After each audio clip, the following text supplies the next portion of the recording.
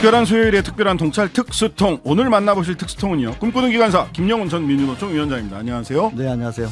라디오를 들으시는 분들은 모르시겠지만 유튜브를 보시는 분들은 오늘 김영훈 위원장 전 위원장님의 복장이 은하철도 999에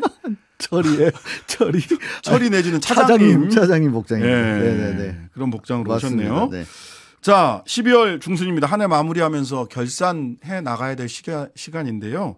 올해 윤석열 정부의 노동정책을 한번 결산해 보죠. 어떻게 표현할 수 있을까요? 광기로 시작해서 코미디로 끝난 대국민 사기극이다. 오우, 셉니다. 광기로 시작해서 코미디로 끝난 대국민 사기극. 광기, 뭘 광기라고 보신 거예요?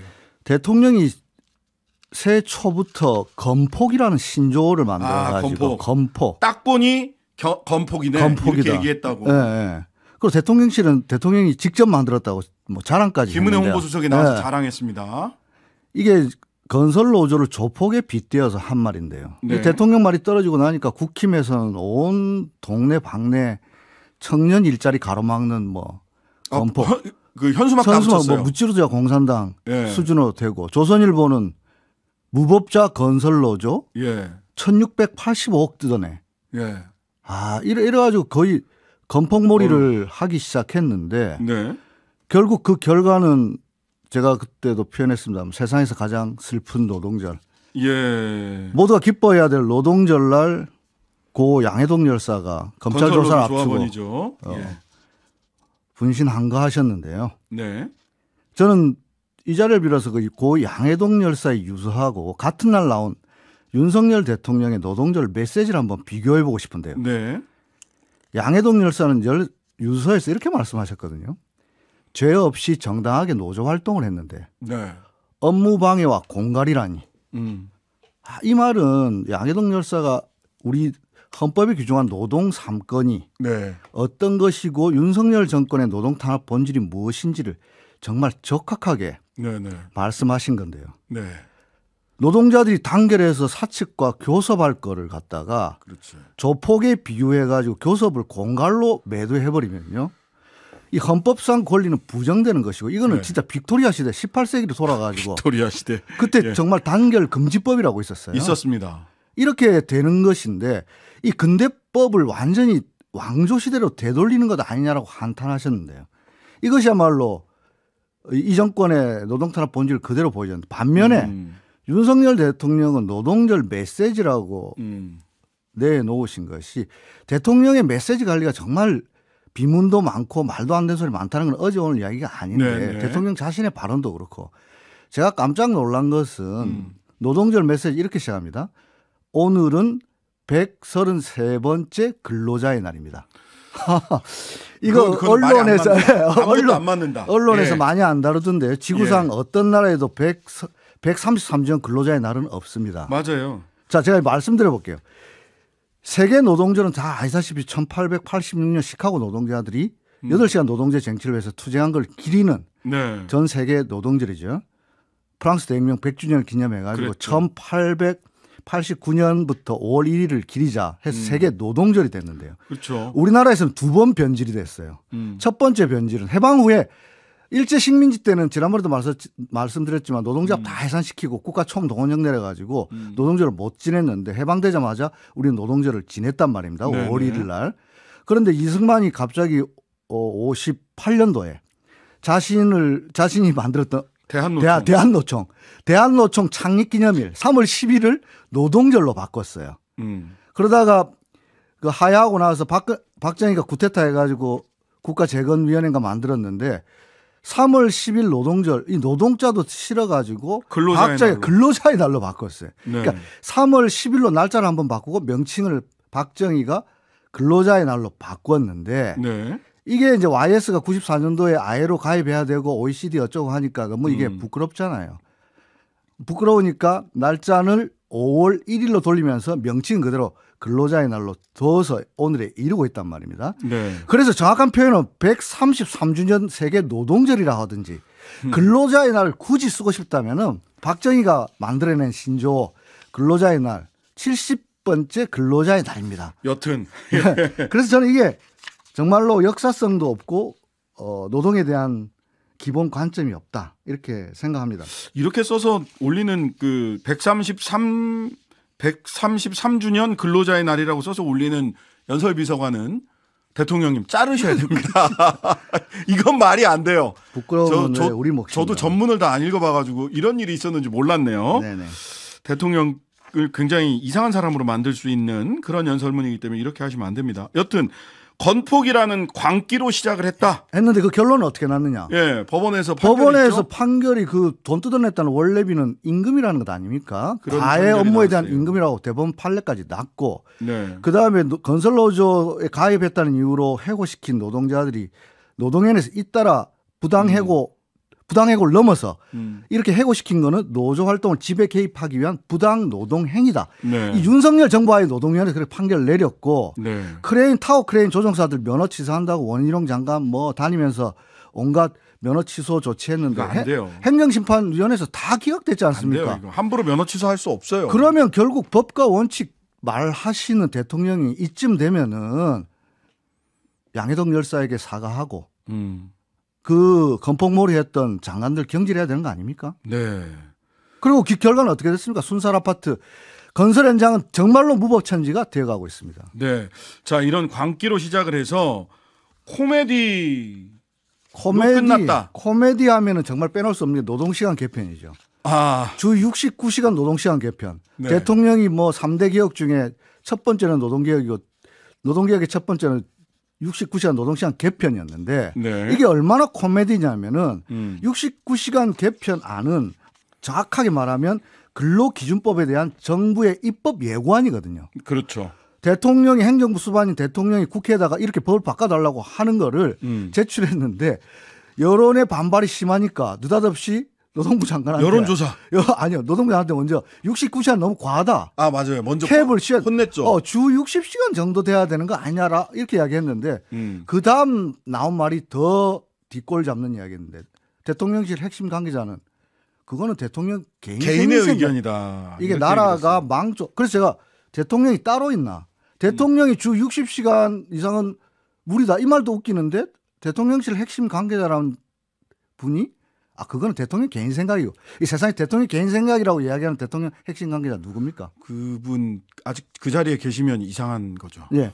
그래서 이거는 코미디도 이런 코미디가 없는데요. 그 결론은 더 웃깁니다. 그래가지고 설문조사를 한다고 했어요. 네. 6천 명 이상 뭐 설문조사 결과가 뭡니까? 보니까 우리나라 국민들 노사는 73% 이상 압도적으로 주 60시간 정도를 선호한다. 이 대통령 입맛에 맞췄는데. 그런데 보기를 보니까 정말로 진짜 이거 진짜 말도 1번이 60시간, 2번이 64시간이네. 3번이 64시간 초과. 제일 작은 게 60시간이에요. 그게 이런 뭡니까? 이런 게 어디 있습니까? 거기다가 48시간, 40시간, 36시간 제일 작은 게 넣어봐라. 그러니까 답이 없어요. 답 없는 문제를 답정로도 아니에요. 답 없는 오답 노트를 내놓고 대통령이 말한 주 60시간 제일 선호하고 있다. 그러면서 대책으로는 하나만 한 소리를 했는데요. 네. 주 52시간 제도 근간을 유지하면서 뭐 업종에 맞춰서 뭐 하겠다. 이거는 지금 근로기준법에도 다 할 수 있게 원래 돼 있어요. 원래 있어요. 이거는. 또 하나 소리 소문 없이 사라진 건 뭡니까? 우리 정부에서 윤석열 정부에서 최초로 야심차게 기획 감사 하고 있는 포괄임금제 폐지. 포괄임금제 폐지 맞아요. 지금 어떻게 됐습니까? 기억도 안 나네요. 기억도 안 나죠. 기억도 안 나요. 근데 뭐라고 발표한 줄 아세요? 결국 포괄임금제는 유지하되 공짜 야근 등 임금 체불이 없도록 단속하겠다. 이거는 하나만 한 소리 가지고 말이 안 되는 이게 사기인데요. 포괄임금제가 뭡니까? 포괄임금제가 야간, 시간에 휴일 수당 등 각종 수당 등을 퉁쳐가지고 했다 치고 기본급에 합산해가지고 주는 걸 포괄임금 아닙니까? 이게 근로기준법 위반인데 네네. 이걸 퉁쳐가지고 다 주는데 야간 수당 자체가 없는데 무슨 야간 수당을 안 주는 임금 체불을 단속하겠다? 이게 말입니까? 막걸리입니까? 이게 무슨 말인지를 이해를 잘 못하겠어요. 그러니까 이거는 희극이 아니고 사기극이라는 건데요. 정말 더 큰 사기극은 노란봉투법 거부권 행사였죠. 네네네네. 노란봉투법을 거부한 윤석열 대통령 그리고 정부 여당은 앞으로 노동약자를 보호하겠다는 둥 또는 노동시장 이중구조를 개선하겠다는 둥 뭐 그랬어요. 또는 비정규직 처지에 관심 없는 기종 노조를 때려잡겠다는 등 이런 말 할 자격이 없다고 저는 분명히 말씀드립니다. 네. 노란봉투법에 대해서는 그동안에 많은 언론에서 다뤘어요. 즉 네. 원청의 사실상 근로조건을 실질적으로 영향력을 행사하는 수 있는 자에게 하청 노동자들도 원청에 교섭할 수 있도록 열어놓는 것 아닙니까? 그러니까 대우조선해양에서 유치한 부지부장인가요? 그 네. 옥수에 들어갔을 때 아우 그 대우조선해양 원청이랑 얘기 좀 하게 해주세요. 중간에 그겁니다. 자기 하청업체 말고 네. 왜냐하면 하청업체는 별 힘이 없어요. 원청이 다 작업 지시부터 급여까지 다 책정을 하니까. 그렇죠. 얼마 전에도 저 현대중공업의 한 하청업체 사장이 결국 네. 스스로 극단적 선택을 했잖아요. 네. 임금을 올려주고 싶어도 물론 중간에 떼먹는 잘못된 하청업체도 있지만 네. 선한 중간 하청업체 사장들은 올려주고 싶어도 네. 원청에서 안 올려주면 도리가 없지 않습니까? 네. 이런 사항들을 개선하기 위해서는 결국 원청과 이런 것들을 교섭할 수 있도록 하는 것이 노란봉투법의 핵심이죠. 네. 근데 이런 것들은 언론에서 많이 부각이 됐어요. 근데 네. 제가 다른 각도에서 한번 말씀드려 볼게요. 네. 정규직 이기주의 비난할 자격이 왜 없냐면 제가 철도노조 네. 사례를 한번 들어볼게요. 철도노조. 2006년도에 3월 1일 날 철도노조가 하청업체 즉 홍익회 소속으로 되어 있던 KTX 여승무원들의 처우를 개선하라. 네. 정규직으로 전환하라는 요구를 내걸고 파업에 들어갔어요. 근데 이게 불법이 됐단 말이죠. 왜 불법이 되느냐. 파업은 주체, 절차, 목적, 수단 모든 것이 정당해야 되는 거예요. 하나라도 너무 틀리면 어려워. 너무 어려워.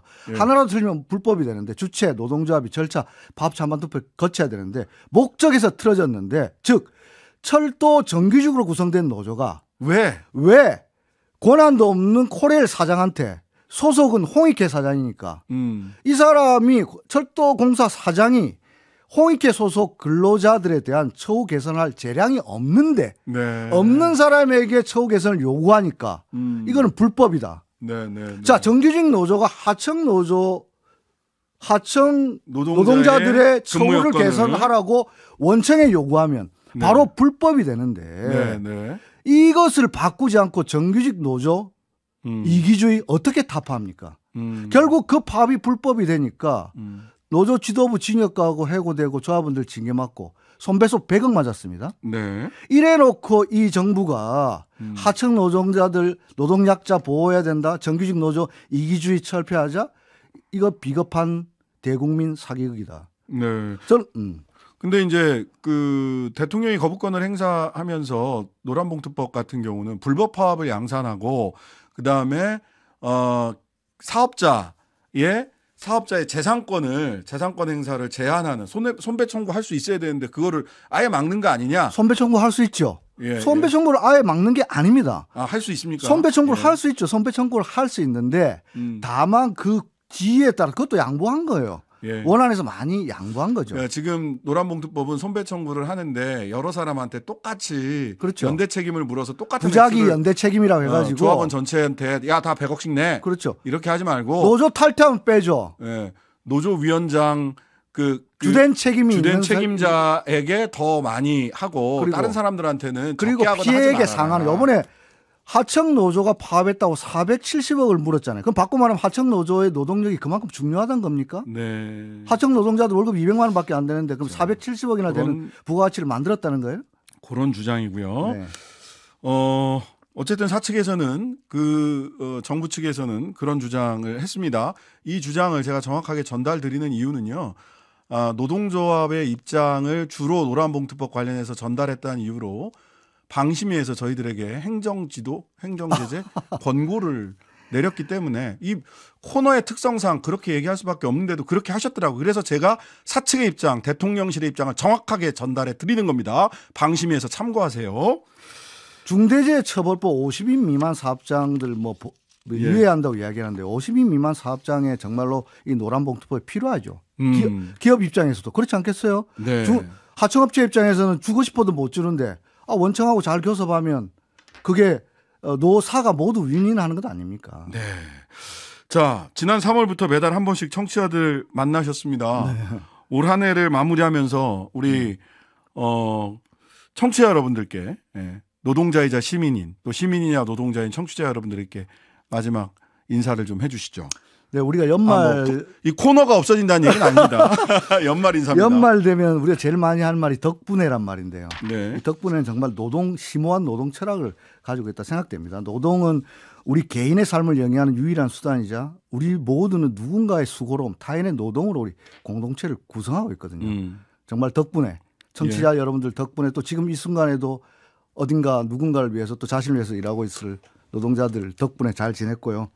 이 시간에도 또 내년에 또 나는 일할 수 있을까 고민하는 노동자 없기를 간절히 바라겠습니다. 네, 덕분에라는 말씀 주셨는데요. 얼마 전에 저희들이 신장시기 간다 코너에서 보건의료노조 농성장을 갔었어요. 근데 코로나 때 그렇게 덕분에 대한민국 히어로라고 하더니 덕분에 캠페인도 했잖아요. 이렇게. 네, 맞아요. 덕분에 캠페인 네. 유튜브 보시는 분들 네. 이런 캠페인 우리 했잖아요. 네. 근데 공공병원 예산이 내년에 한 푼도 없습니다. 싹 깎았습니다. 코로나 관련된 회복기 예산을 싹 없애서 지금 단식 농성하고 계시던데 덕분에라고 하는 이야기 다시 한번 마음에 새겨보는 자리가 연말 연시에 있었으면 싶습니다. 올 한 해 고생 많이 하셨습니다. 좋은 방송 만들어주신 방송 노동자들 덕분에 네. 저도 행복했습니다. 자, 오늘은 여기까지 드려야겠습니다. 특별한 수요일에 특별한 동찰 특수통, 오늘의 특수통 꿈꾸는 기관사 김영훈 전 민주노총 위원장과 함께했습니다. 감사합니다. 네, 고맙습니다. 하루 종일 기다려지는 진짜 시사. 평일 저녁 6시 5분 신장식의 뉴스 하이킥.